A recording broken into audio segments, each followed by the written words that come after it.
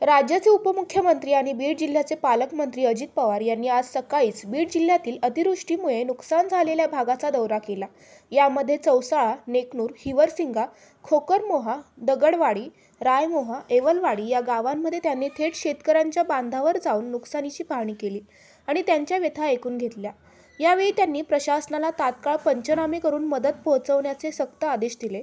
थेट संवाद आणि नुकसानीची पाहणी करत अजित पवार यांचा दौरा सुरू होता। पाण्याखाली गेलेली सोयाबीन, अतिवृष्टीने नदीकाठी गेलेली शेतजमीन वाहून कापूस आणि इतर पिकांची अवस्था पाहून त्यांनी चिंता व्यक्त केली।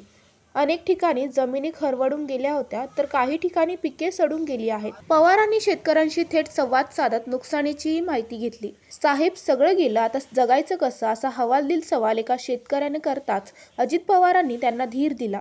तुम्ही काळजी करू नका, सरकार तुमच्या पाठीशी खंबीरपणे उभे आहे। एकही नुकसानग्रस्त शेतकरी मदतीपासून वंचित राहणार नाही, असे आश्वासन त्या बीडने दिले। अशोक शिंदे, जनशक्ती, बीड।